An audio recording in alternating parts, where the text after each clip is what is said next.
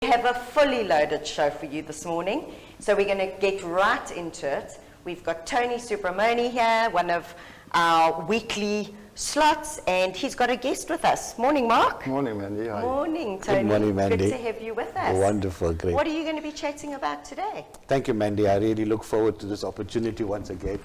And I just want to continue with my discussion that I commenced on Tuesday morning. Just a little bit about myself quickly, and then I'm going to ask Mark to come in as well. As you would know, viewers, that I am actually into recovery work. I'm a recovery therapist.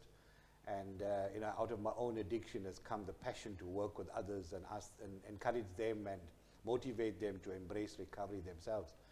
And this morning I have the opportunity of having Mark with me this morning as well. Mark and I have been working together on his program of recovery, and it's been about 3 months now that he's actually chosen this journey in his life as well. So I'm going to just hand over to Mark and ask Mark. Thank you firstly, Mark, for joining us this morning. My welcome. pleasure. What was the turning point in your life, Mark? The turning point was on the 17th of May this year. My drinking wasn't a problem, as you know, Tony, but it generated into a problem. It generated into more than a drinking problem. It generated into a depression, anxiety, the fear of life, the fear of going to checkers and bumping into people. It's just the fear of everything. So eventually, it got into a point where I sat in my room for a week straight. Every day at 9 o'clock, I was at the bottle store, got my beers, went home. And I was just drinking to just erase life, to not think about life. I couldn't face life on its own terms, you know. So it got me to a point where I was actually suicidal. And that's when I reached out to Facebook and I begged for help. And Tony reached out to me. And that's where I went into Tony's rooms and started the whole process. So, Well, I think it's an achievement in itself that you realized you had a problem and then you reached out. I think also COVID, lockdown has put people into a state of mind that they've never had to deal with before. Yeah. And I just think it's truly special that you're sharing the story with us, because there are just so many people, I think, who can resonate with what you are saying, Mark. no, 100%. I mean, through my recovery and for the last 3 months, I've only hung around people and put myself in environments that are healthy. And I've met a lot of addicts, through the way, and every share and every person's experience, and the more I open up and the more I accept life on its own terms, the better my life becomes.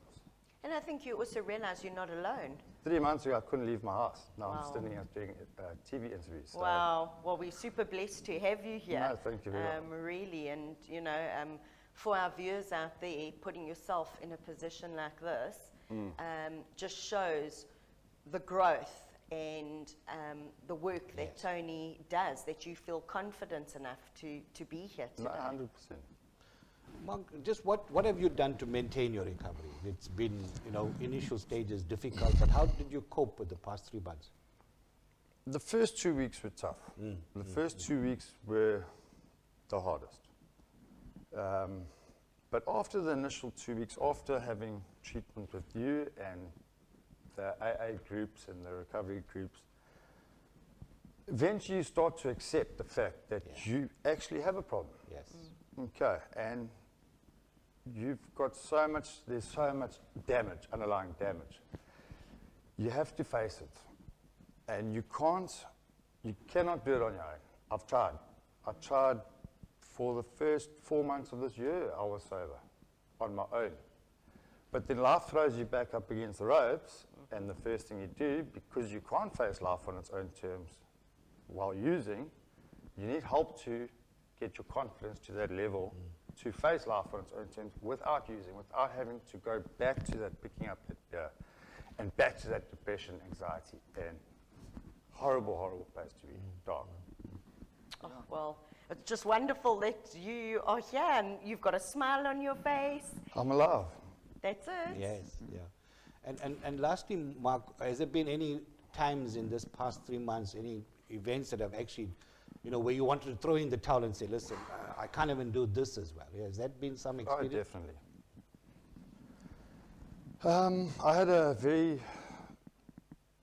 I had a friend of mine come out of rehab, and he never really had a place to go. And I kind of threw myself under the bus and said, no, I'll help you. I'll help you come stay at my place, you know. And I've only got a one-bedroom house, so we shared this little place. And living so closely with someone while I'm still trying to find myself became a bit tricky. So his negativity that he was living in started to rub off on me, and it got to a point where, it was last week Thursday, I got into a point where I was at that cliff. I was at the edge of that cliff, and I was about to go and get one. And I had to take myself away from that situation, breathe firstly, Correct. calm down, and use the tools that Tony had given me and all my groups had given me to actually realize the situation, realize my problem, and face it with confidence, and face it the right way, how to handle those situations, instead of the way I used to be. Wow, so it's applying the lessons and the Applying the learning, lessons, yeah, yes, no, that 100%. got you out of The that tools. state of mind, yes. Correct, yeah. Wow, Tony, No, wonderful thank you. work Thank you for do. sharing, Mark. I really no. appreciate the fact that you talk so passionately about your recovery, yet at some stage it was such a daunting task to embrace recovery. And I think the message we're giving to others out here, is that there is life after addiction. And the quality of life you start to live now is absolutely amazing. We're not living on the edge every day, but there are days when we do feel that, everything is starting to, clamor and get us into a tight spot. But move away, as you say. The other important point is to accept the fact that you have an issue, and it's nothing embarrassing to put your hand up and say, listen, I need help, like I Correct. did as well. And just in closing, Mandy, I just want to share, picking up from what Mark had mentioned this morning, and I want to just encourage the viewers this weekend to go on a journey. This journey does not require to leave home. It does not require to get into your vehicle. It is one of the shortest journeys I want to encourage the viewers to go through. But it's going to be one of the most powerful journeys you'll ever go through. And the journey is from your head to your heart. Because even in our program, we say make amends wherever possible, except when to do so may injure them or others. And today I want to encourage the viewers to take this weekend to make amends. Wow, Because the reality about it, Mandy, is that so many people are sitting out there that have got estranged relationships with siblings and their loved ones, and they don't want to get up and say, listen, let's put the past in the past, let's leave it there and get on. What we've experienced in this country recently is a clear indication that life is too short. Let us pluck up the courage. Let's put ego to sleep this weekend. Let's put ego to sleep. Let's revive that divine light and that love that we have within us, the unconditional love in your heart. Stop thinking with your head and start thinking with your heart. If we can just reach out to one person this weekend and say, listen, we're still there for you, and you know what, let bygones be bygones. It will be such a wonderful experience that we're going to enjoy. It's useless, when someone passes on, Mandy, we always say, my heartfelt sympathies. yes. That's when we go and live in our heart. We can choose to do so then. Today, I want to encourage the viewers to choose to do so all the time. Wonderful, Tony. Thank you so much for that incredible note to end off your session this morning, Mark. Thank you for joining us, for sharing your story, and all the best as you continue along this journey, with support from the likes of Tony and the other groups that you are involved with, we have no doubt. No, thanks, Mandy. Thanks very much. Thank you, Mandy. We're off to an ad break, and when we are back, we've got some exciting guests on our show, and Romita is going to be speaking to us today, which is actually World Day Against Trafficking in Humans. So stay tuned. I'll see you shortly.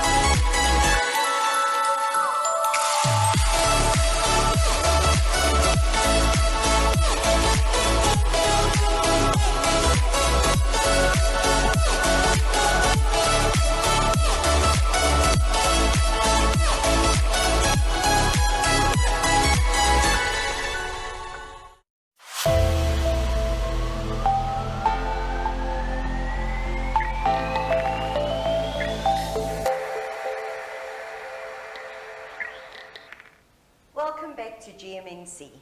I've got Romita here this morning with me, and we're going to be talking about human trafficking, an incredibly serious topic to discuss, because it's actually World Human Trafficking Day. Welcome, Romita. How are you? I'm well. It's wonderful to be here, Mandy. Thank you. And it's wonderful to see you again. The last time we saw you, it was probably about a year ago. Exactly a year ago. When we were involved with shooting the Vuvuzela. So we had the privilege of meeting you then, and you've been doing loads of work since that. You're not just involved in human trafficking. You're a very busy lady. I am. Sometimes I actually wonder how I cope. So tell us, who is Romita, first of all, and then let's get into the topic of human trafficking. Okay, so I'm Romita Hanuman-Pillay. I am a journalist by trade. I work for local government, the eThekwini municipality. I have many passions. Human trafficking is one of them. Saving lives through blood donation is another. So I have a host of portfolios, but I focus a lot on human trafficking because I feel it's a very taboo subject with most people. And you know, people just need to realize, and as I said before in our Vuvuzela interview, people need to realize that it's a reality and steps need to be taken to ensure safety of human beings nowadays. A lot of people will think of human trafficking and think of the movies that only happens overseas, and they don't actually realize the extent of what's going on in our very own country. You involved in obviously trying to help with awareness. Yeah. You also involved in the rehabilitation of these individuals. So maybe just explain maybe some of the stats, how it actually works in South Africa in terms of human trafficking rings, who's responsible for dealing with these rings, if somebody is concerned that they've come across information pertaining to this, where do they go? Who do they speak to? Okay, so I'm not so involved in rehabilitation of victims, but I'm very, very involved in creating awareness through my own social media, through the organizations that I'm linked with. Some of them include the National Freedom Network. They are the human trafficking, they're quite popular. They do a lot of good work in South Africa. Involved with 821, which is also a global human trafficking organization. World Without Exploitation.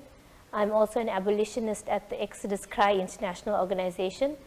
Those guys are the ones that are leading the Trafficking Hub campaign that I'm part of. Yes, involved with. So I think what's important, Mandy, is that when people see something that they feel is a bit untoward, and they, you know, if it makes you feel scared for a second, gut feeling. You know, you probably are onto something. If something doesn't look right, it probably does. It probably isn't right. So people should report whatever they see to the National Human Trafficking Hotline, which is 0800 222 777.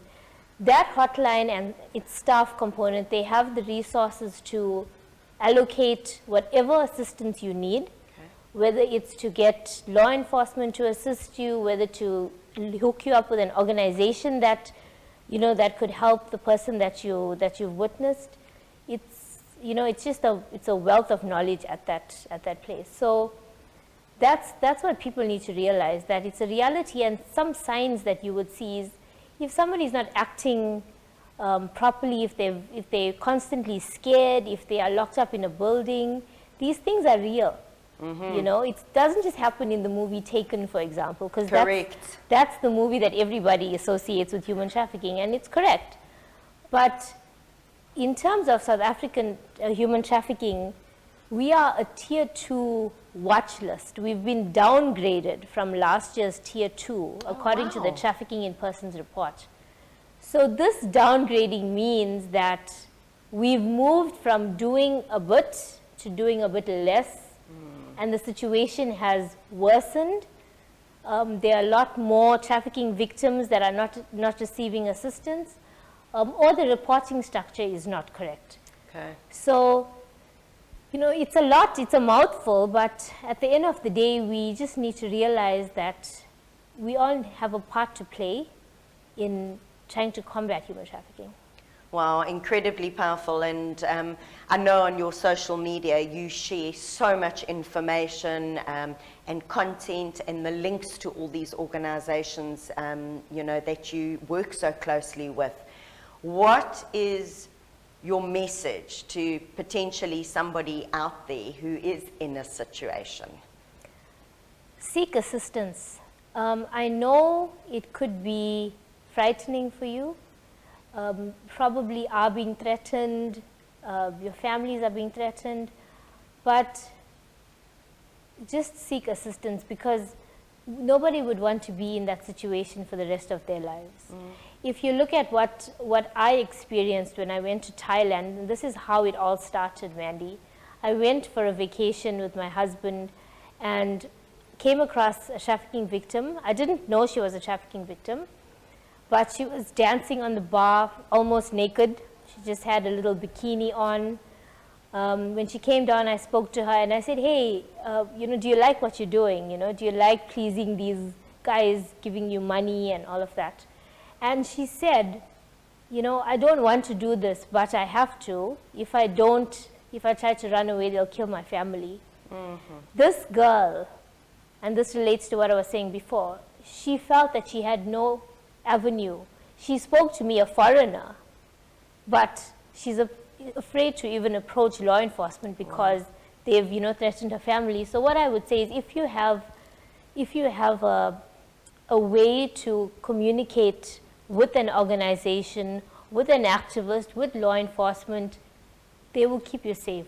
Just seek assistance. That's what I would say. Wonderful. Thank you so much for sharing with us. Where can people follow you? Because it's wonderful to follow you and to see how busy you are with so many awareness campaigns and good causes. Okay, so my Facebook is Romita Hanuman-Pillay. My Facebook page is called Fact Human Trafficking is Real. My Instagram and Twitter is @Romita_HP. Wonderful. Thank you so much for joining us this morning, and we look forward to following you and your journey ahead with creating awareness. We'll be back just after this short ad break. Thank you.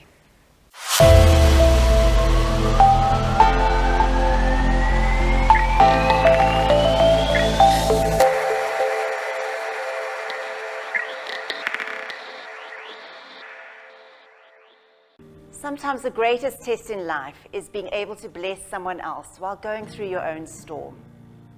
Belito TV is so excited to bring you Season 2 of A New You. After a bumper inspirational Season 1, we'd like to enrich your life and take you on a 13-week journey of learning, inspiration, and spoils. This season covers not only the outer image, but we deal with overall health and well-being as well. And there are also many exciting spoils and treats for our winner. If you would like to enter A New You Season 2, please send us a photo and a motivation of no more than 250 words of why we should choose you. If you have a friend that you feel would benefit from this journey, you're welcome to enter on her behalf. We look forward to hearing from you and changing one lucky lady's life. Please send your entries in to A New You at Belito TV. We'll see you soon.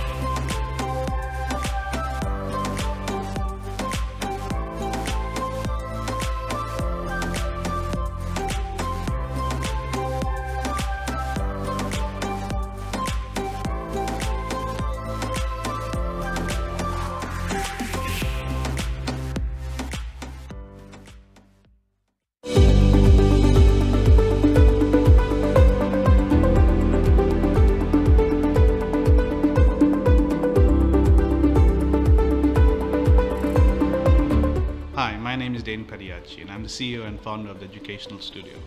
The Educational Studio started with our private tuition department, which has grown astronomically over the years and evolved into now what we call our alternative learning program, which has become a fundamental pillar of the Ballito community. We cater to all children from all walks of life and from all facets of the Ballito community. We tailor our learning programs to cater to the individual learner. Visit us to see how we can help improve your child's academic life. Good morning. Welcome to the Educational Studio. My name is Joy Hartley. The Educational Studio is an alternative education institution. We cater to the needs of learners who are looking for a different approach to teaching and learning. The Educational Studio offers a structured learning program in a unique, supportive and relaxed environment. Our small class sizes encourage a greater focus on personalised learning and teacher interaction. The Educational Studio offers tuition in both the CAPS curriculum and international curricula for all learners in grades 2 to 12. Please call us today on 032 940 4471.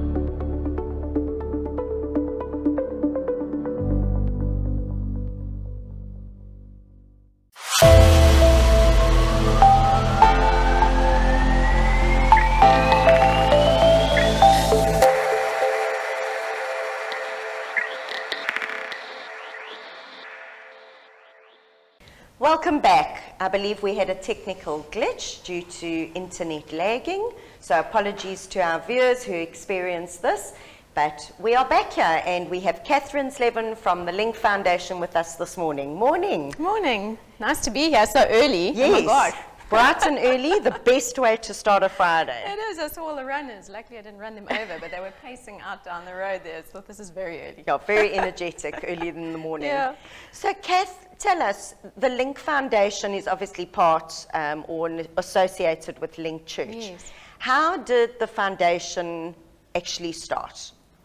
To be honest, our start was as I had a major bugbear around rape, and so actually we started off there where we contacted the centre with Stanger, Tutuzela Centre, which is a rape centre. And anyway, long story short, we started there. It was how can we help, what can we do? And long out of that conversation came a request for counselling actually. So many of the victims there never got to see anyone post, and often between the time of the incident and when they went to trial, if ever it went to trial, it was over a year. And in that space there were a whole lot of children, women being left without any support. So that's actually where it started. It has evolved considerably. It has, I know. Because now we are largely in the area of education and employability.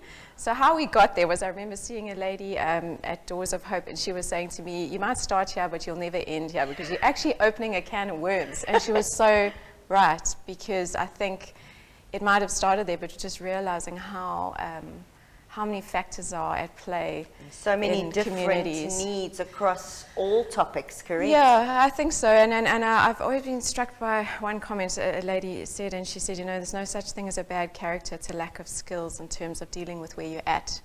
And I think that kind of prompted a change in direction for us, realizing how can we skill people to be able to deal with challenging circumstances. And I think that's relevant for all of us. It's Yes. not just for underprivileged communities, but the reality is there is no rescuer coming in on a white horse, and you can't rescue everybody. So what are the best ways of helping someone overcome challenges and move forward in their life? You know, because at the end of the day, it does come down to the individual. Yes. So how can you skill people up emotionally, EQ-wise, as well as obviously with tangible skills? So when I say education and employment or employability, we're largely about the individual. Working in the EQ realm, trying to help them build self-awareness, So one-on-one? responsible, and group work. Okay. Yeah, we do probably more on the group side of things. We realized counseling, group work's powerful. There's something about people being in a community together, a community of care, also hearing each other's story. It takes the focus off the individual as having a problem and realizing you share some common threads and also common solutions. That's the other thing, is realizing in conversation with people, I can help you, you can serve. You know, it works together, so it works on relationship building, So yeah, a lot of our work is not necessarily individual. It's Okay. it's work in schools. You know, we do run certain programs, but our facilitators, we got what we call empowerment coaches. They've done actual life coaching, and they work with with kids, junior school, high school, and then also adults in our employability program. We've got a And then recently you've been very active. Oh, food, yes. Yes, with the Yeah. food hampers and packing hampers Yeah. and distribution. Just tell us a Yes. little bit about this Yeah. incredibly busy time. Yeah, well, if we backtrack to last year in lockdown, we did diversify, as I said, employability and education, but we realized one of the greatest needs of a lockdown was obviously food. So during that time, a lot of the NPOs were obviously serving existing beneficiaries who were all legitimate. So we got involved there. And out of that, there is an Alembe NPO forum, but a lot of us came together. So realizing, not wanting to duplicate, you know, some areas got a lot more than others, and you didn't want to repeat that. So we had an existing structure in place. When we heard this food aid that was donated by this logistics company in Joburg, Yes. through a couple, Ant and Stu Whittaker, who are amazing, they said, guys, there's food's coming down. What can we do with it? Make sure it's getting to the right places. And wow, yeah, there was a whole team that literally came together quickly. Found a warehouse. I mean, Carla's amazing. She is. Warehouse, transport, floor plans. The cheese factory provided their forklift. And before you know it, you had this massive truck offloaded, packed into systems. We had volunteers for days packing. And yeah, I don't know what the final count on the packages was, but it went out through Vision 153, amazing organization with Liz. And we've worked with Vision for years. They're actually part of our church. So you always know they're going to the right people. Summerhill House with Paula Owen is amazing what Paula does, so involved in the community. And then Josh from Rise Up as well, it's just his heart for community. So yeah, there were others who came, collected, and it's amazing to see all the photos. Captain Hanuman-Pillay as well, obviously from the SAP, is always someone very involved in the community. So I think it was peace of mind for that company, because they were adamant this goes to the right place. Exactly. Yeah, well, and an it did. incredible community that we've got, and with you guys being part of it, we Yeah. just appreciate what you do. thanks. Kath, where can people find LINC Church, can get hold of the foundation, maybe just for viewers who don't know, who are maybe new to the area? Yeah, well, we are in Salt Rock, but yeah, our social media, so it's link.foundation on either Instagram or on Facebook, or it's info@linkfoundation.org.za if they want to email through. As I said, we are standalone from the church, but we're very strong roots in the church, and so, yeah, anyone's welcome. I mean, I think you'll find, and it's LINC with a C. Yes. That is the one thing. Everyone asks, what does it stand for? C. It stands for nothing. It's just LINC Church. Ask Till. It's unique. It's with the unique, C. and maybe you'll remember it, but it's LINC Church, yeah, LINC. Lovely. So, Thank yeah. you so Thanks much, for Kath. having It's me. been an absolute pleasure meeting you face to face Yeah. after hearing who you were and what you do through Thank other you. sources. You have yourself a wonderful weekend, and we look forward to seeing you again on the show Thank at some you. stage. Thanks, Mandy. We're cutting to a short ad break, and then we'll have Ange Phoenix, one of our anchors on the morning show, chatting to us about her passion and her business. See you shortly.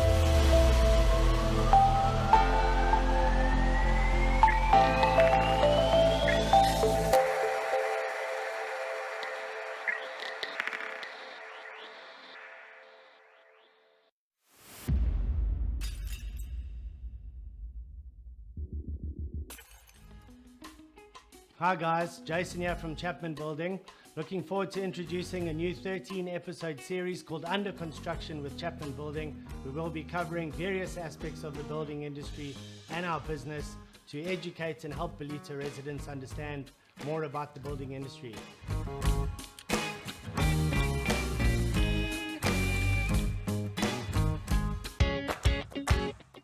Hi Belito, I'm Tanya. I'm the lady from So It Seems, Benina in Belito.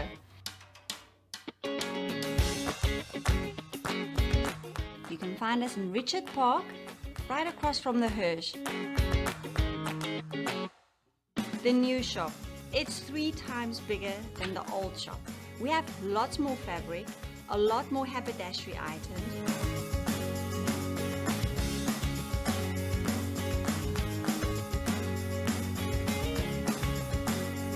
if you can't sew, I will teach you how to sew. I have an additional teacher that helps us sew, and we have a fabulous space upstairs.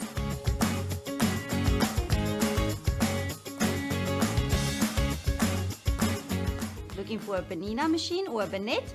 I will sort you out with that one. In this little area, we do everything. We service the sewing machine, we service the overlocker. We fix it up for you. Within a week, you'll have it back.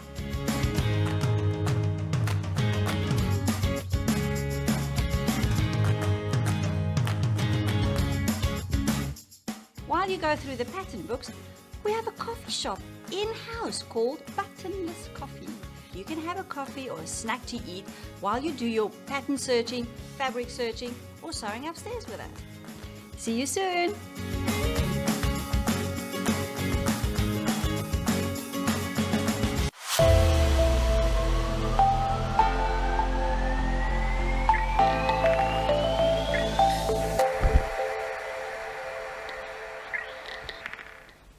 Welcome back to GMNC this Friday morning, the last one in July.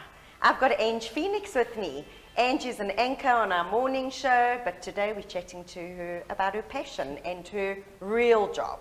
Welcome, Ange. Thank you, Mandy. It's great to be on this side of the couch today. Fabulously. So much easier. Ange, Colourworks International, obviously image, building, empowering, which is fantastic. What is your involvement? Mandy, so a little bit about me is I come from a corporate background. So I was in finance for about 12 years. And I love figures, I'm very analytical, but there's just a passion inside of me. I really love women, I love empowering women. And, you know, growing up and coming from a background where I struggled with self-confidence, you know, and it's so rife in today's world because we're constantly being compared to supermodels and, you know, you have to have the status and the body and, you know, we cut ourselves short. You know, women forget to, you know, they try and find their identity in their work, in their relationships, and they lose themselves. And my passion is really just getting women back to who they are and loving themselves and learning to be content with themselves. And I was introduced to Colourworks by a friend of mine back in 2012. And I jumped straight in. I did the course, I got qualified as an image consultant, and yeah, it's almost history from there. And then the franchise came up for purchase, the KZN franchise down in, I think, about 2015, which I purchased, and now I recently acquired the national license as well. Yes, congratulations. Well Thank done you. on that. That's an awesome achievement. Thank you so And much. you also are a trainer, so you might own this, Yes. the region and the franchise, but you physically are involved in training Absolutely. individuals that are interested in image Correct. consulting. Correct. What is it that they get trained on? Because obviously the type of people, you need somebody who is a nurturer, who wants to empower other women, Absolutely. you know, to further go down the line, creating more and more people that are empowered. So maybe just explain about what the course actually entails. Hundreds. Look, for me, it's twofold. So for me, firstly, it is about the women empowerment and learning to love yourself. So I've brought in a lot of personal development. I've brought in emotional intelligence. I've brought in, you know, personality profiling. I think that's so important. So that's the first part. And then the second part is obviously visually. Yes. And the reason it's so important is, you know, if you look at statistics, they say when you meet a person for the first time, within the first 9 seconds of meeting that person, you would have made an assumption about them. Whether you Correct. want to believe it or whether you want to do it or not, it happens subconsciously. 55% of that opinion is based on what you look like. Yep. Okay? 38% is based on how you carry yourself, how you talk, how you present. Only 7% is based on the actual words that are coming out of your mouth. It's sad, And that's but so it's true. important. And you know, it doesn't make you a bad person for judging at first impression. The thing is, we're in a world where we're constantly being fed information, and it's just a behavior that allows you to process information quickly. So you look at an individual and you go, you know, if I see somebody that looks professional, that's well-groomed, that takes care of themselves, I automatically assume, okay, I can trust this individual. You know, they're going to take my work seriously, whether I'm interviewing them, I can trust them, they're looking after themselves, and the opposite's true. So that is important as an individual. We're constantly sending messages by how we look. Yep. You know, it's a tool of communication. So that's one of the things. The other thing is body language. You know, we go into verbal and non-verbal communication skills, you know, all those finer details. So the course really is a very in-depth course. We focus on color coding. So first module is always identifying your client's color. So it comes to the fashion wearing side. the right What one? works, what doesn't work. And it's so interesting because it's actually based on your hormone levels. There's actually a little bit of a science behind it. Then we do makeup. We teach proper makeup. We go into fashion styling. So that's, you know, learning how to dress for your body shape, fashion personalities, accessorizing. And then we go into the fun stuff. Then it's the corporate image and etiquette and protocol and personal development. Wow. And then we also have a business module. So for our students that do get trained, we want them to be successful. We want them to go out there and love what they do and make an impact in the world. So Wow. we teach them how to, you know, run a business, how to get started, how to do your marketing, you know, all the finer details. It's absolutely incredible, and I see it here as an opportunity for a youngster leaving school, wanting a career, because it's twofold. It's got that fashion, beauty element, but it's got that empowering element. So I think, yeah, for students looking for career opportunities, this is definitely a consideration. And then, you know, people have been reevaluating their lives over the past COVID period and whatnot. Yes. And it's something that if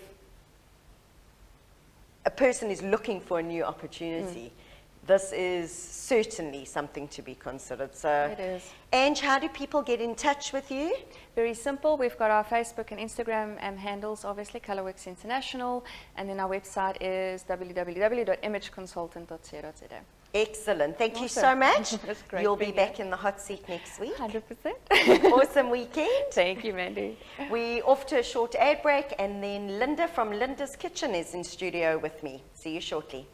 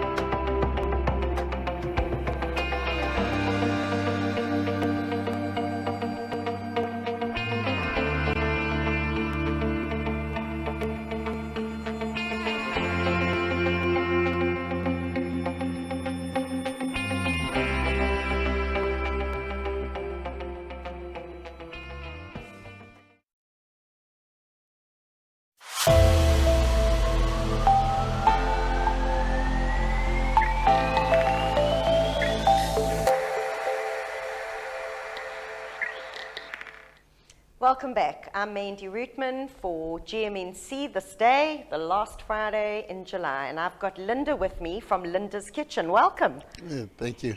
Linda, you're an educator and a school inspector, but we're talking about Linda's Kitchen. Give us a little bit of background. Well, that's part of my past. How did you get to this stage? Well, I was born in Mapumula. Okay. Yeah, I went to school and I trained as an educator. And then I got promoted. I was teaching in Durban, got promoted, and I became, in an old language, it's called Inspector Butter. Inspector, yes. Yeah, yeah, I was an official responsible for youth development and gender equality. Okay, wow, very was, powerful. Which was very strange for a man to be Correct. to be responsible. But it was exciting. Yes. It's exciting career since 2008 Oh, wow. up to 2016. Colorful, and also to an extent that UNICEF recognized me as the best official in the country Wow. in youth development. What That's an accolade. it was a very big accolade, and I don't know whether it was on my last day of work, then I got that award. Wow. And they didn't know that it's my last day of work. Of work, yes. Yeah. My word. Yeah. And so, but being born in the farm, my parents had just passed on. No one was looking after The farm. the farm. Okay. So you, your last day of work in the education field, and did you go back to the farm? I was contemplating that. I wanted to go and say, let me go back. But at that time, I just got an appointment, a job in Mpumalanga province. Okay. Now to train the mine workers onto what to do after they have, the mine was about to close down. Okay. And Life after. Yeah, life after the mine had closed down. And so they needed someone to train the miners, Sure. in preparing them what to do. It was part of their giving back. Okay. Yeah, and so there was some money and saying, don't waste your money, go into business. When you go to business, it must be something that is sustainable. Entrepreneurship. Entrepreneurship. Encouraging that. It was so exciting, and I was saying, wow, I've just left a job, and now I'm teaching people how to prepare themselves for the job, and I did not get that opportunity Yourself. myself. But looking at all these manuals as an educator, and I was beginning to teach myself, even entrepreneurship. Wonderful. And so it's smaller things that how to do your books and how to see that this is your profit. Yes. All the basics that are All the needed. basics. Even trying to get your interest, because people get into business of things that they're not interested in. Right, right. I can't be selling fish if I don't like fish. Exactly. And you sell fish and chips, Yes, am I I sell correct? fish Now and you sell fish and chips. And so it was quite a big change, but I also got attracted into it. And when we were closing down the mine, I said, let me also do this. Because the mine was offering containers, mobile kitchens, Wow. others farming. So the opportunity was there for the taking. Yeah, the opportunity was there. And the mine was also selling all their assets. Wow. Then I bought a mobile kitchen. Fantastic. And that was the birth of Linda's Kitchen. Yeah, that was the birth of Linda's Kitchen. Wow. Then, Well done. although I started whilst I was still there, the menus that side, they were using a lot of pork in Mpumalanga province. And when I came down, I said, no, I'm going to continue with pork when I come back home in Mapumulo. But I realized that regions have different menus. Correct. Absolutely. And also the culture, Has religion influence your menu. Right. Sure. And so pork was not good enough for Mapumulo. No. It's a rural area, also highly religious and cultural. Pork is not big. Yes. So you had to do a lot of your homework. A lot of homework. Absolutely. Even fish is not big. But I said, let me, I have a market, especially the middle class, educated, are also into fish. There's quite a lot of municipal workers, educators, young people have no problem with fish. Exactly. So Linda, tell me, where is Linda's Kitchen based? It's based in Mapumulo town, right in the middle of town in Mapumulo. Yes. Well, I just happened to get a corner just next to the police station. Okay. To the post, next to the post office. Right, so you're in a busy hub. I'm in a busy hub. Wow. But when I started, it was just myself. Yes. I think operating from that area has attracted quite a lot of other small businesses. Now we are 8 doing selling food in the area. Isn't that amazing? That's incredible. It took one entrepreneur to encourage others to do the same. To do the same, but Wow. now it's squeezing in my business, but it makes one to think out of the box. Correct. And how to still stay ahead. Wonderful. Well, what an achievement, going from an educator, helping others to find their entrepreneurial spirit, and you applied it yourself and are the proud owner of Linda's Kitchen. So congratulations to you, and thank you for inspiring other entrepreneurs. Where can people get hold of you? Well, we have also a Facebook page, the Linda's Kitchen. Yes. And also, what has also helped me a lot, it's working with Ilembe Chamber. Correct, I know. We've had Kurbis on the show before, and he speaks very proudly and highly of you and the other entrants. Yes, Ilembe Chamber, during this time, unfortunately, my business was looted. Exactly. I lost all my equipment. Oh, Linda. Thanks to Ilembe Chamber and the Peace Agency, we've tried to get myself back on track. Exactly, and I know there are certain items that you need, and we're going to be sharing those with our viewers. Yes. And I'm going to be staying in contact with yourself and Ilembe to see how we can help you get those necessities. Oh, thank you very much. And so it's been quite an exciting journey. And I think I was telling Kurbis that, you know, I've been working and I've always been looking forward for holidays, but ever since I got into entrepreneurship, I haven't had a holiday. I haven't had a leave. And so waking up at 5, going to work and closing at 8 in the evening has been just a normal thing for me. That's wonderful. Thank you, Linda. We're going to have a quick ad break, and then I'm going to be chatting to Nikki from SaxonVil Homeschool up next.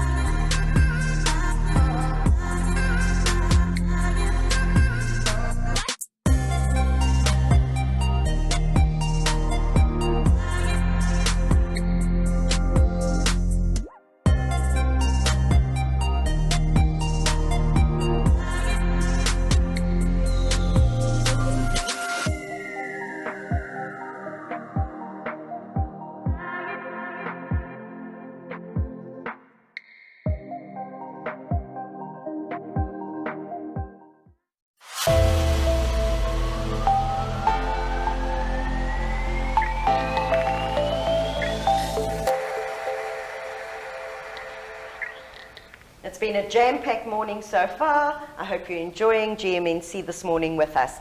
I've got Nikki with us this morning. Welcome, Nikki. Thank you so much for having me. And Nikki is from SaxonVil Homeschool, but there is a story behind how the homeschool came about. And an emotional story, Nikki, and if you wouldn't mind sharing with your viewers part of your story and the journey that led you to opening this homeschool. Okay, so I've actually, my main profession is in finance. I'm not an educator at all. It was never on my radar to open up a homeschool. But yeah, about 3 years ago, I fell pregnant with a beautiful little girl. And halfway into my pregnancy, a couple of weeks before Christmas, I went for a 4D scan with a specialist because of my, they called me geriatric, because I was a geriatric pregnancy. And so I had to go see a specialist, and this guy was, I don't know, semi-famous on carte blanche for all these amazing things that he did. And he scanned me and said I would need to interrupt my pregnancy and start afresh in the new year. And I sort of was, you know, what are you on about? And he said, your child's chest cavity is so little that she'll never be able to take her first breath. So you're going to take this whole journey on your pregnancy. We're going to deliver your child, and you'll have a few seconds to meet her and say goodbye. So rather just traumatic. Yeah, I'd rather just start afresh in the new year. And it was, yeah, I mean, obviously it, you know, we didn't quite know what to do with that information, but we sort of prayed about it, and I just said, God, all her organs are healthy, and we don't actually know where to go with this. Other than it's just her chest. It's just her chest that's just too small. And we obviously went for second opinions and third opinions, and every single doctor kind of said the same thing. You're going to have a few seconds to say goodbye. And so every pregnancy scan was a trauma counseling session. Yes. It wasn't really a scan. It was about, you know, what are you going to do when she's born? How to deal with it. Yeah, I just, you know, like I said, I prayed about it, and God gave me a very firm confirmation that she would live. And she was born. She was never ventilated. She was never put on a machine. She cried when she came out. And we had 11 amazing months with her. Yes. Where she laughed, and she was very vocal. She was very chatty. She was really little, but she was beautiful. And then she passed after 11 months. So we had more than a few seconds. We had many, many, many seconds. And out of that sort of journey of that pain, I kind of started visiting baby houses. I had a lot of baby stuff. In the pregnancy, I had baby showers, and people were so kind, and we had things for her till she was 2.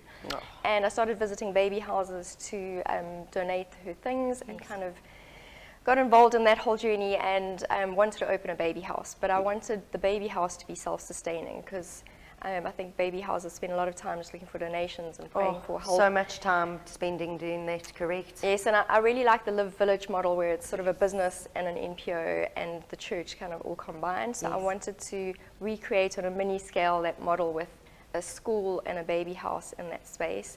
And then just if I could go back a little bit, I mean, I was born in the early 70s, and I was born into a space where my parents couldn't get married because my dad's Afrikaans, my mom's Chinese.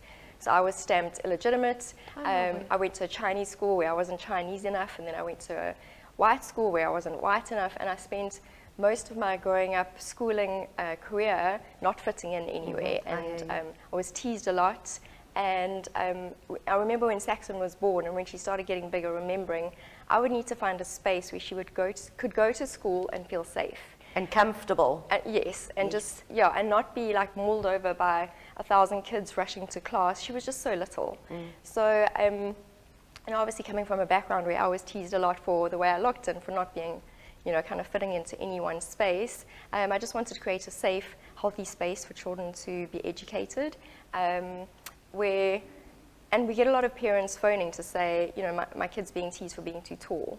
And I always think, well, too tall for what? Like, who gets to decide how tall you have to be? Who puts that barrier and that limitation in? Yeah, and then these kids come in, and they're amazingly musically talented, and they're beautiful, and they're funny, and they're smart, but they're being teased at school, and so they don't quite fit into that little school mold. And so we offer 2 international syllabuses. The one is the Cambridge syllabus, and the other is called GED. Yes. And yeah, it's really just a space for kids that, you know, the Cambridge is obviously very well revered and recognized. And then the GED, you don't need a second language. So if you're battling with Afrikaans, etc., you don't actually have to take a second language to finish your schooling. But it's a really safe, wholesome space. And like I said, the school was born out of a need to create a space to fund a baby house. Yes. And I named it after my little girl, Saxon. That's right. And the logo is her handprint. Oh, it's precious, I know. Love it. So, yeah, and we've got, and so I started the school in January 2020. And I remember thinking, you know, God, I'm sure, like I heard you clearly on the opening of the school, but I feel like Noah, who's built this ark, and there's absolutely like no rain. And I remember God saying like, well, did you bring an umbrella? And then March it was COVID. Yes. And all of a sudden everybody wanted homeschooling. Correct. And so I went from 3 kids and 3 teachers to 28 kids. Wow. And 5 tutors that That's rotate. incredible. It was a really quick kind of takeoff. And now, because I think of sort of financials, et cetera, it's kind of gotten a little bit smaller again. We're down to 15 kids. Like I said, it's not my main income source. I really just wanted to create a space that was safe for children to learn, and also create an income source that would eventually feed into a baby. Wonderful, absolutely incredible, Nikki, and a very inspiring story. And thank you for sharing with us about Saxon. And she definitely made her mark in those 11 months that she was here. Yeah, I just wanted to say, nobody, you know, I remember saying, like, I can hear what your diagnosis says, and I can see that your little tests are all accurate, etc. But nobody can really tell you who you should or are going to be. Like, you need to get that value from God, and you need to get that message from God, because God's got a plan for your life, and it's a plan to prosper you and not to, you know, harm you. Correct. So, yeah, I think, you know, we all get stuck into these labels. You send your child for a thing, and they get this test to say that they're this or they're that, and then all of a sudden that's their new thing. And mine was, you know, that I was illegitimate and et cetera, and we all get labeled with these things. Correct. And actually that's not the truth. The truth you need to get from God, and God will tell you how long your journey is, what your journey is going to be, yeah, and who you're going to become. You can't kind of get that from the world, you know. Thank you, Nikki. Nikki, just quickly to close off, how can people get in touch with you? So we do have a Facebook and an Instagram site. It's SaxonVil Homeschool, and we've also got a website. So if you just Google SaxonVil Homeschool, you'll be able to find us. And yeah, we can take another 8 kiddies, so we're not going to ever be this massive corporate. Like I said, we want to make it a small, homely, safe space. But yeah, we go from grade 4 all the way up to A levels. So. Awesome, Nikki. Thank you so much for joining us and inspiring us, and I hope the homeschool goes from strength to strength. Thank you so much. We're going to go straight into the weather with Heili, followed by the surf report with Deon. I'll see you shortly.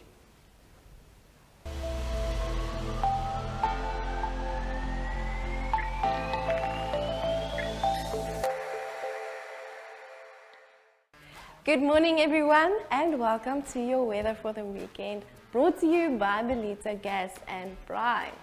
Today we have a high of 22 degrees and a low of 12 degrees. The real feel will be 23 degrees and the real feel shade 20 degrees. We have a southeasterly wind at 13 kilometers per hour and wind gusts at 26 kilometers per hour. So nog steeds nie rokkie weer vandag nie. We have a 0% chance of showers. The sunrise will be at 6:42 a.m. and the sunset at 5:22 p.m. Saturday, the high will be 24 degrees and the low 15 degrees. And Sunday will be the perfect day to put on your bikini or your Speedo and go to the beach with a high of 28 degrees and a low of 15 degrees. Next up will be your surf report, brought to you by 1018 Skryfbehoeftes and Deon Bosman from Victory Surf. See you on Monday.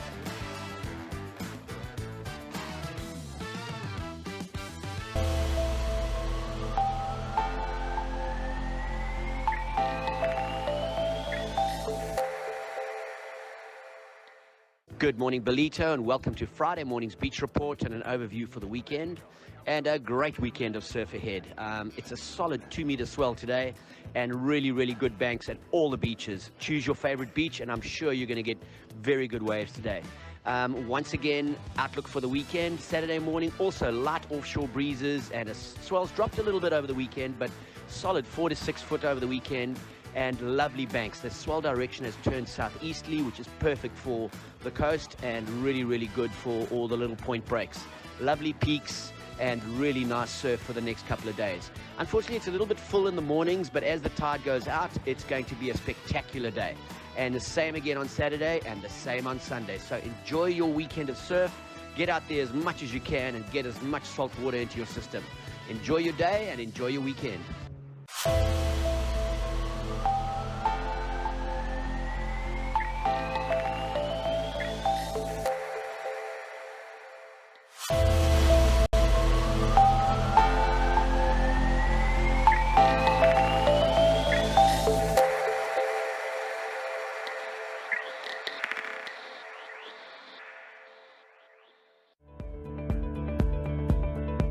At 1018 Skryfbehoeftes Ballito, we offer an array of convenience services for our clients.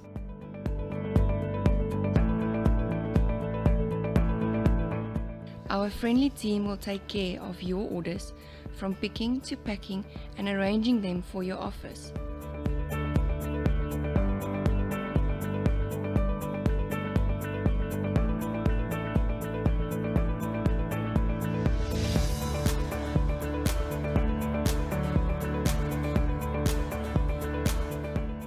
We offer delivery to businesses along the North Coast to Richards Bay to help you save even more time.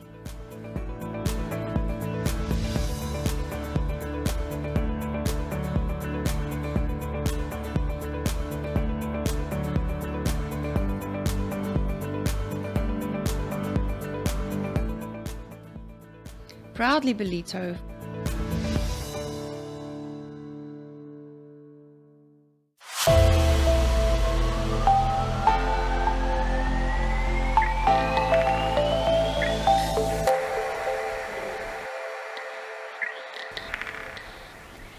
Good morning, North Coast, and welcome. My name is Zoe, and every Friday I am here taking you through our entertainment segment this morning. And I am so super duper excited because this morning we have one of my favorite local artists, Lendel. What? I didn't know that. Yes, of course. It's great to be here. Oh, no, thank you for joining us. Awesome stuff.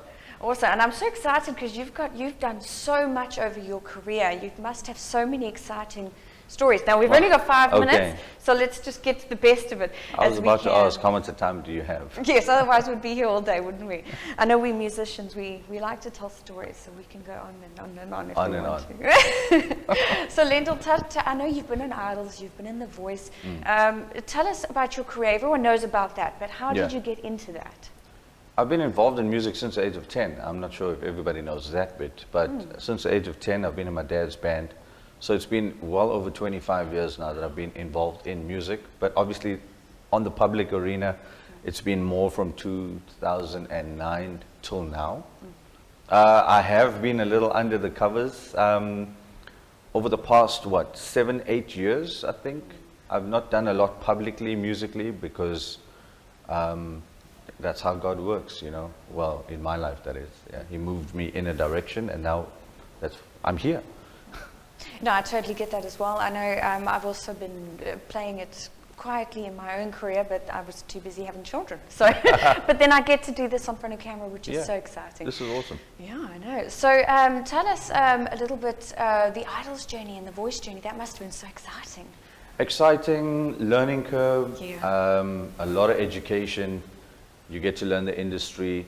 I would recommend, if you can do it, but don't bank everything on it. Be ready to put in the hard work, especially if you want to make a career in music or make a career in the entertainment or the arts. Put in the effort and make sure you can support your dream. I always say to young people now that want to get into music, you should be able to support your dream. I think something that I would have appreciated back then was advice on how to handle the business aspect of music. Because in times of like COVID, you know, there's nowhere to turn, basically. You have to know how to manage yourself as an artist, as a musician, how to diversify, how to get yourself on a different track so that you don't completely lose yourself in the art and then end up homeless. Yes, yes, I know exactly what you're talking about, because you've got a lot of great musicians. Like musically, they're fantastic, but no one taught them how to navigate the business end of things. I was very lucky that my late father, he was basically my manager, and he guided me through my teens, because I was at festivals and all these places a child shouldn't be at. And he taught me how to deal with people as a child in an adult industry. So I was very blessed. But I know it's so nice to see more and more musicians these days actually marketing themselves and setting their image and really doing it like a business. Yes, you have to treat it as your business. As a musician, anybody in the arts actually, you should treat yourself as somebody that's in a business, somebody that is treating their art as a business, as a product, as something that you're offering to people. Yes. And make sure you're not selling yourself short, make sure you know your value, make sure you know what you're worth so that people can pay money for it, because at the end of the day, you need to put food on the table. Yes, I know, and as parents as well, there's a lot of pressure to provide. It has to be realistic. I mean, as music lovers, we love music, but it needs to be viable. That's fantastic. And what is happening going forward? At this point in time, it is such a good part of my journey. I think I've come almost full circle. Like I said, 25 years in music. I've been involved on the church side of things, in praise and worship, actually, for about 16 of those 25 years, which a lot of people probably don't know. But for about 16 years, I've been doing praise and worship. So what I've done now is I've put together a coaching academy that I want to teach and impart into other musicians and other up-and-coming artists as well. That's incredible. But yeah, that's pretty much where I'm at now. I'm working on a coaching academy. I teach music at schools. So it's quite a journey. I've laid low a little bit on putting more art out. I feel like it's more time now for me to impart into other people. Yes, I get that as well. I've been teaching music on the side as well, and I do enjoy watching students, young artists learn and evolve and all of that. That's fantastic. Now, tell me, where can people find you online, whether it's for your music or for your teaching? Yeah, so Lendel Official, that's been my social media profiles forever, but yeah, you can look at Reformation Worship Academy. That's where rwacademy.co.za. That's where my academy is going to go through. You can register on that. Yeah, Reformation Church is the church I'm part of now. And we're getting ready to do big things. That's exciting. And the music video we're going to be seeing shortly. What song is that? Can you tell us about that? That one's called Dear Mama. It's actually the only music video I've ever recorded. I don't know why, but it's done a long time ago. I've got a better looking beard in that video. I've got a lot better hairstyle in that video. But yeah, I can't even remember when we recorded that. That was a long time ago. But it's part of my journey as a musician, as an artist. And you wrote it? Yeah. We tell stories through our music, and that is one part of my journey, which I needed to get out in music, and and we turned it into a music video. That's exciting. Absolutely love it. And I know the process of writing music, producing it, and then creating music videos is always very exciting. Yeah. But thank you so much for joining us. I'm being told that we need to wrap up now. Unfortunately, we could talk forever, but we don't have that kind of time. We are going to be going into an ad break now, and directly followed will be Matt with our sports update. Thank you, and have a great weekend.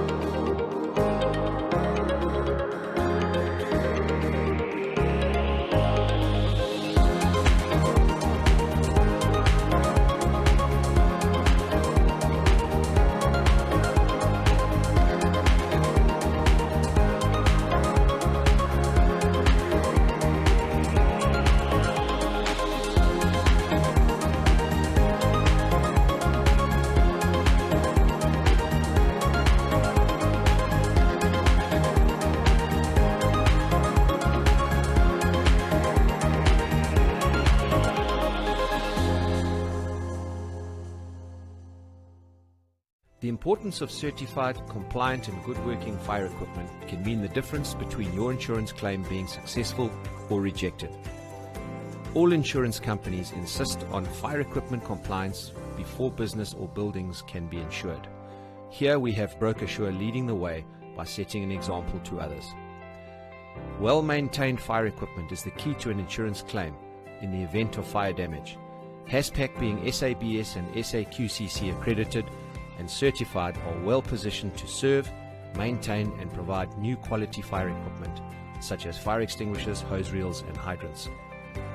Fire extinguishers, hose reels and hydrants require annual service and maintenance by law to be compliant. HASPAC offer these services through highly qualified technicians and a modern state-of-the-art workshop. HASPAC take the time and effort to remind their valued clients on an annual basis, taking the responsibility and worry away from the client through their up-to-date software systems. HASPAC offer quick and easy replacement services to ensure you, your business are protected and abiding to the laws. Remember, commercial locations have strict laws governing them with regards to fire safety regulations. Call us, make sure you and your business are compliant.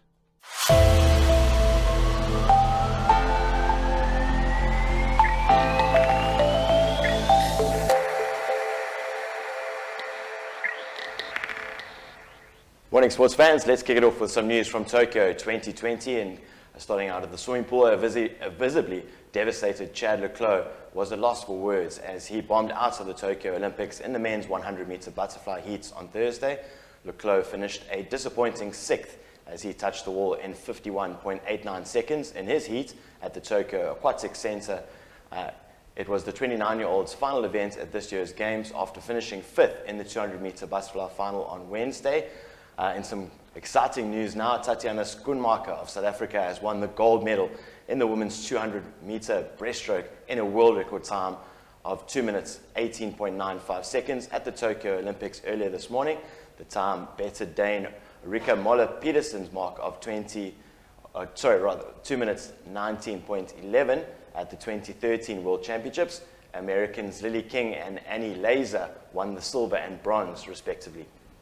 Now moving to the world of golf at the Olympics, and the first round of the Olympics golf tournament was suspended on Thursday because of a lightning storm. Play was halted just before 2 p.m. local time, with 27 of the 60-player field yet to finish their opening 18 holes as thunder cracked around the course. Unheralded Austrian Sepp Sakaha was the early pace setter with a bogey-free 8 under par 63 to be the leader in the clubhouse after playing in the first group out. South Africa's Garrick Hugo was on 71, tied for 41st place, with Christian Besaidnout ending with 68, tied for 14th. Moving to some tennis news now at the Olympics, and German 4th seed Alexander Zverev booked his semi-final date with Golden Slam chasing Novak Djokovic at the Olympics, seeing off France's Jeremy Chardy on Thursday. Zverev, the second highest ranked player left in the competition after Daniel Medvedev's exit, swatted aside Chardy 6-4 and 6-1 in their last 8 match. He will face world number 1 Djokovic in the semi-finals on Friday, looking to end a 5-match losing streak to the 20-time major champion.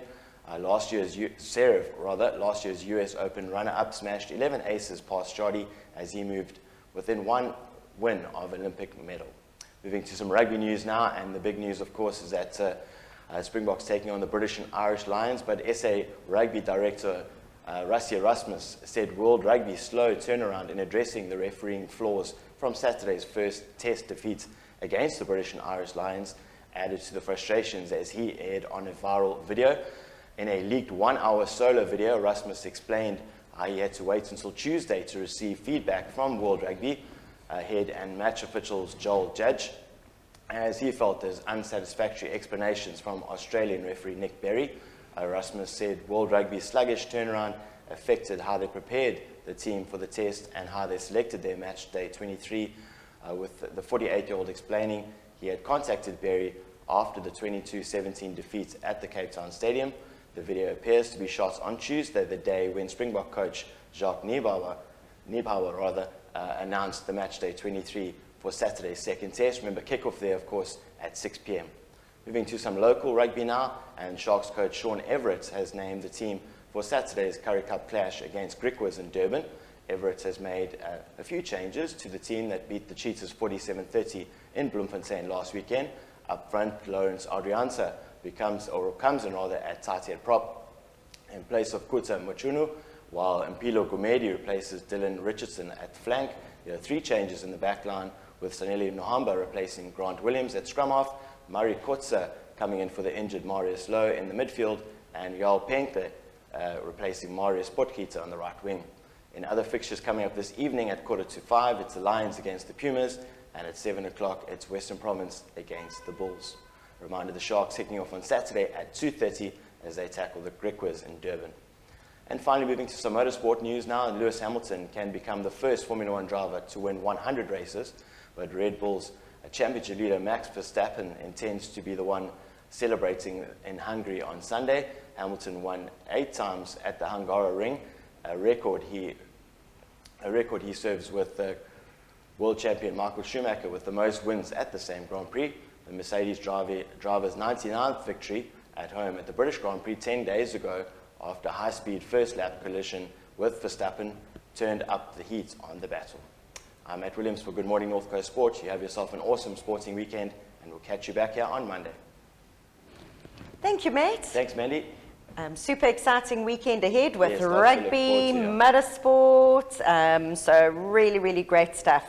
Viewers, thank you so much for joining us. It's been a jam-packed show. We're going to be playing out with Lendel, Moonsamy's music video, followed by Laugh Out Larry.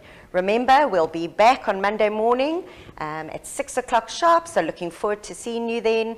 Stay safe.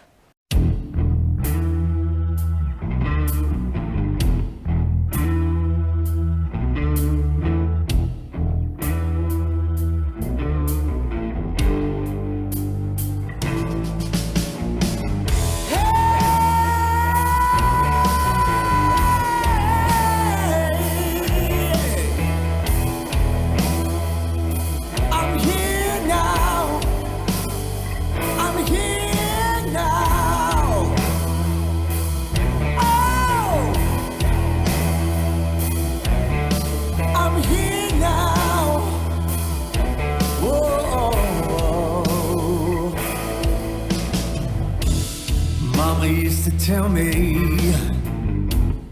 everything will be alright.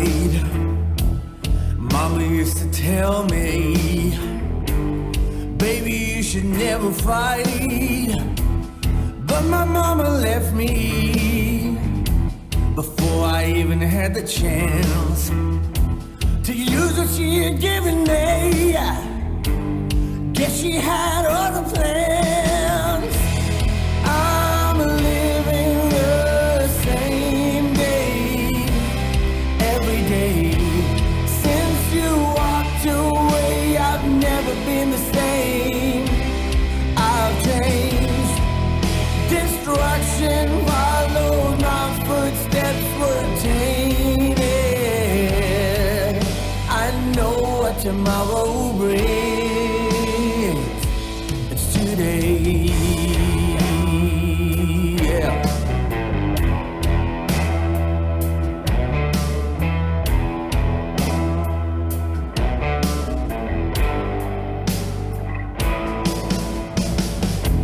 Mama up and left me, standing by the windowsill. Tears rolled on my cheeks, never made it to the floor. I know that she ain't coming back, and I gotta be strong. For me, a little baby girl, the road ahead will be long. I'm living the same day, every day. Since you walked away, I've never been the same. I've changed. Destruction followed, my footsteps were tainted.